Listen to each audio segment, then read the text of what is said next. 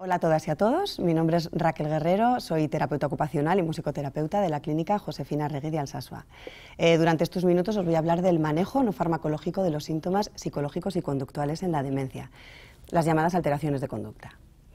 Bueno, Lazarán y Agüera Ortiz en el 2012 en la revista de Neurología publicaron un artículo en el que hablaban cómo debería de ser la prevención, el diagnóstico y el tratamiento de los síntomas psicológicos y conductuales de la demencia.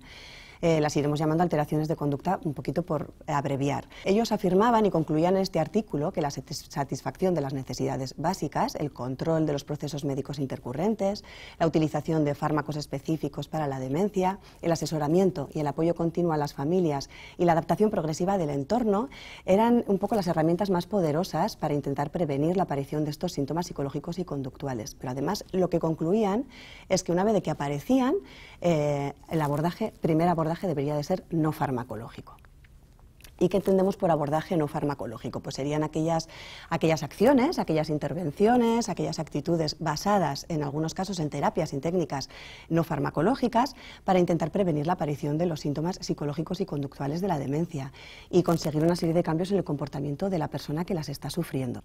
Sabemos además que en la demencia, la persona con demencia a lo largo de su enfermedad, dependiendo del tipo de demencia que va a sufrir y dependiendo del estadio de la enfermedad en la que se encuentre, va a presentar una serie de problemas relacionados, por ejemplo, con las ocupaciones, problemas relacionados con una progresiva pérdida de autonomía personal, por ejemplo, a la hora de desempeñar sus actividades de la vida diaria, problemas relacionados con la pérdida de intereses, pérdida de aficiones, problemas relacionados con muchísimo tiempo de inactividad, alto tiempo de descanso durante el día, problemas relacionados también con la falta de hábitos, una pérdida progresiva de los roles que han desempeñado a lo largo de su vida.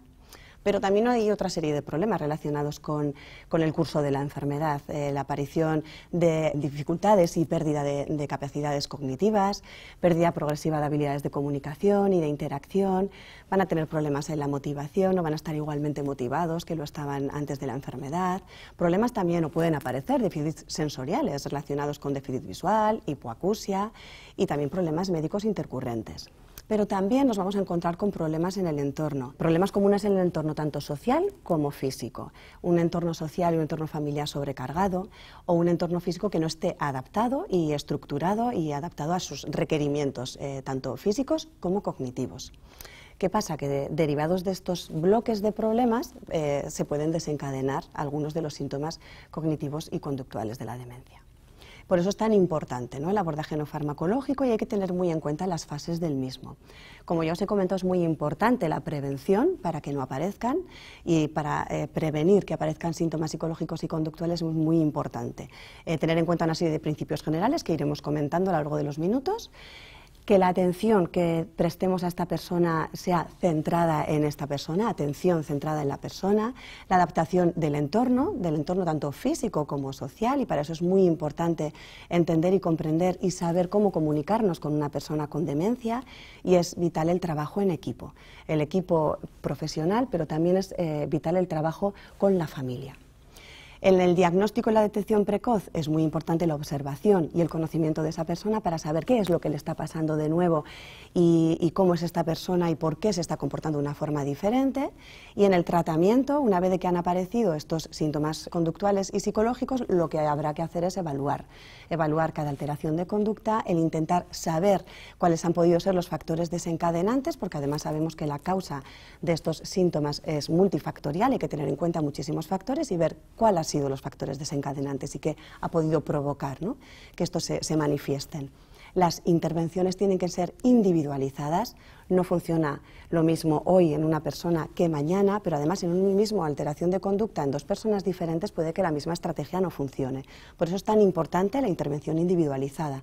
Y también es importante evaluar cada vez que hacemos una estrategia o que implementamos una intervención si realmente funciona o no, la eficacia, ¿no?, de cada una de las acciones que emprendamos.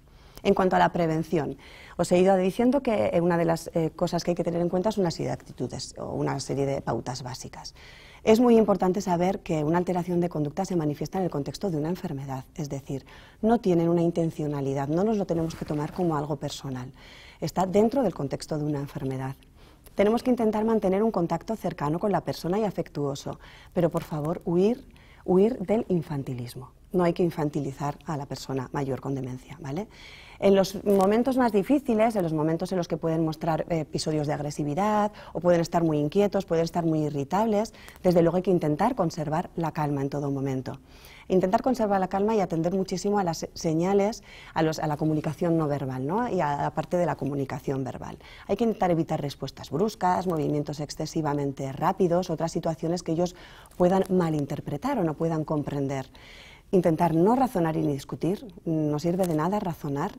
La persona que sufre un síntoma conductual o presenta una alteración de conducta realmente, por ejemplo, en una ideación delirante, realmente ellos están viviendo y creen que lo que están viviendo es real, con lo cual discutir y razonar no tiene ningún sentido. Hay que expresar y mostrar empatía y desde luego tenemos que mostrarnos receptivos ante cualquier intento de comunicación por su parte.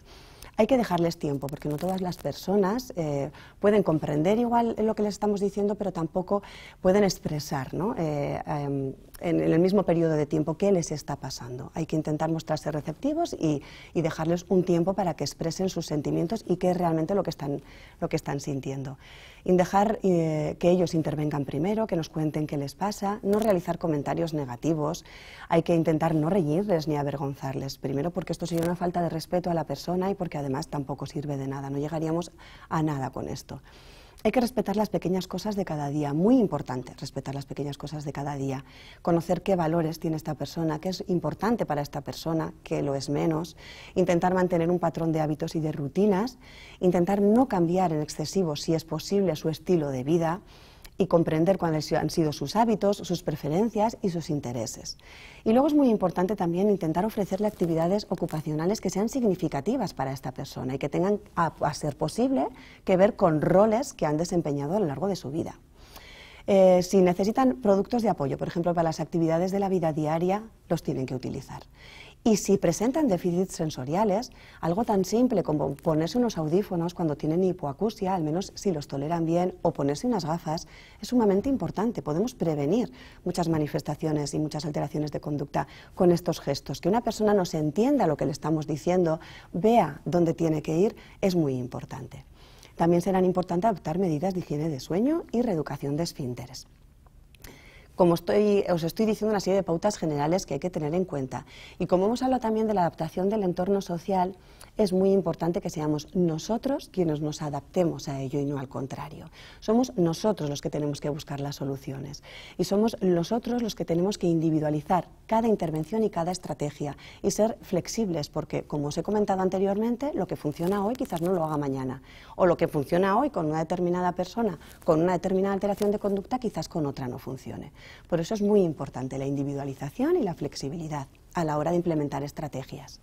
La comunicación también es muy importante. Hay que dar mensajes claros, hablar siempre con respeto, identificándonos previamente, usar frases cortas y simples, dar mensajes claros e inequívocos y dar tiempo a la persona, como ya os he comentado, a que responda a lo que le estamos pidiendo.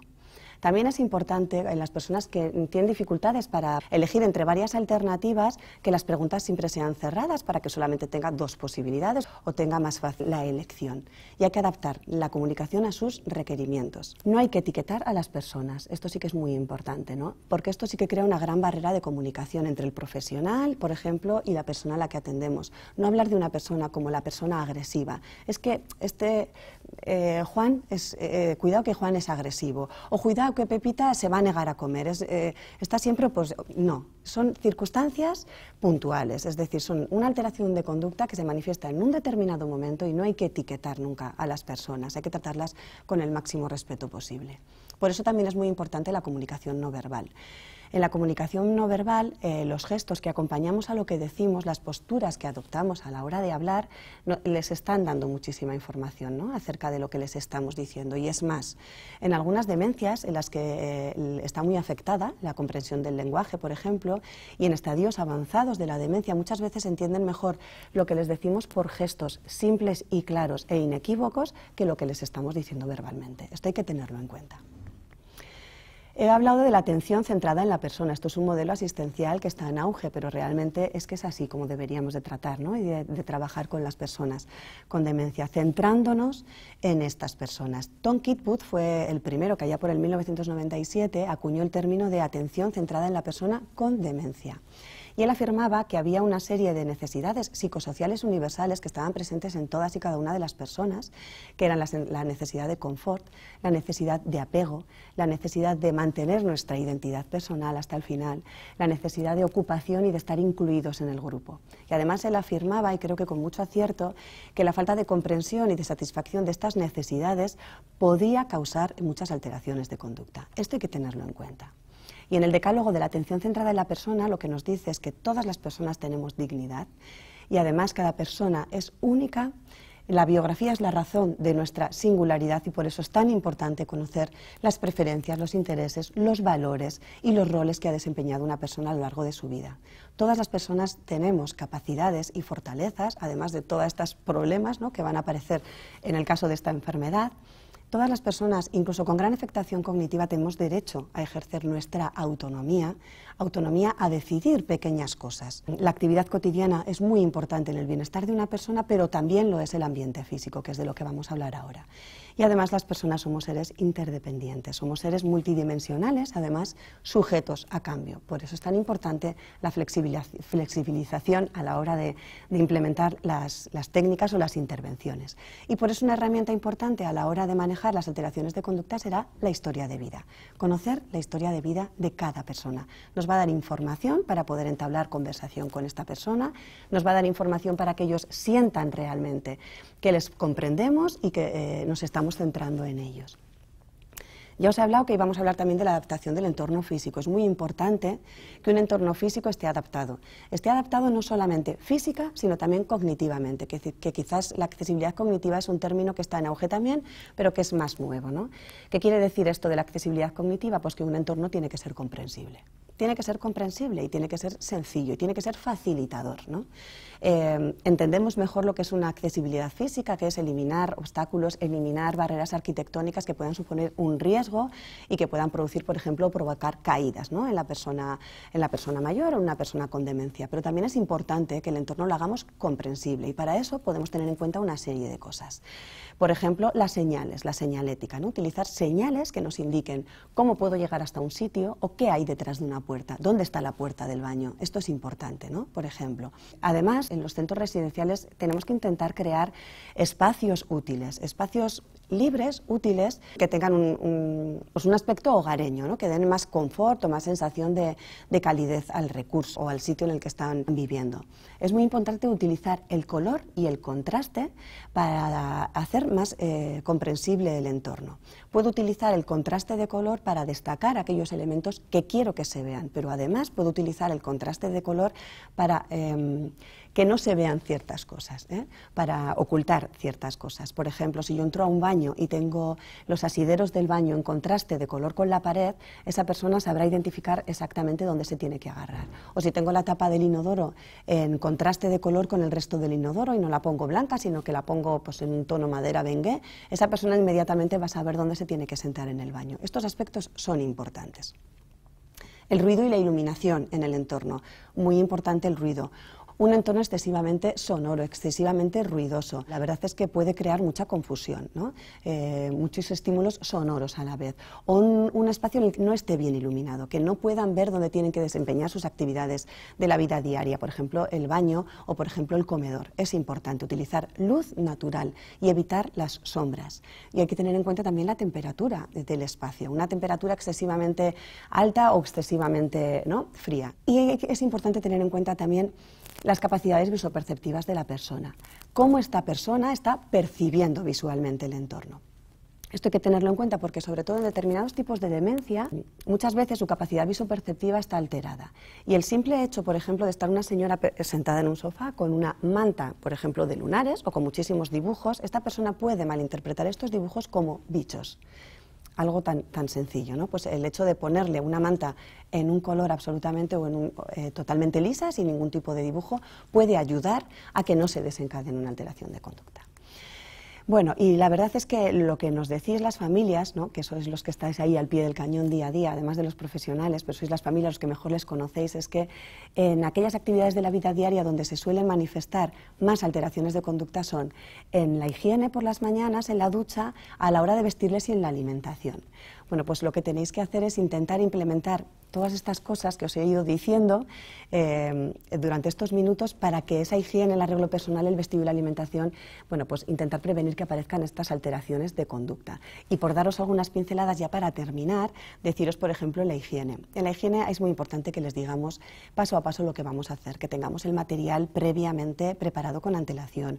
Es muy importante tener en cuenta los hábitos y las costumbres. Ha habido personas que están acostumbradas, por ejemplo, a la base por partes y en la vida se han duchado, aunque nos parezca algo tremendo, ¿no? Pero y el agua, el hecho de que les caiga el agua por la cabeza les puede provocar una alteración de conducta, se pueden poner inquietos y negarse en rotundo, ¿no?, a la higiene. Entonces, estas cosas hay que tenerlas en cuenta, son muy importantes. Tener en cuenta la temperatura del entorno, del baño, tener en cuenta la temperatura del agua, por ejemplo, ¿no?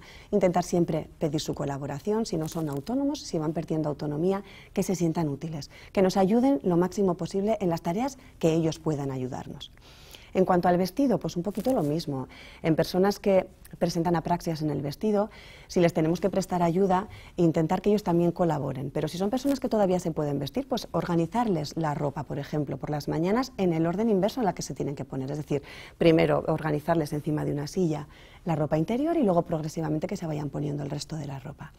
Y a la hora de la alimentación es muy importante que el ambiente en el comedor o el ambiente en el sitio en el que están comiendo sea relajado, lo más relajado posible y solamente con los elementos que necesitan en ese momento para comer, para intentar evitar que se pongan inquietos o ansiosos.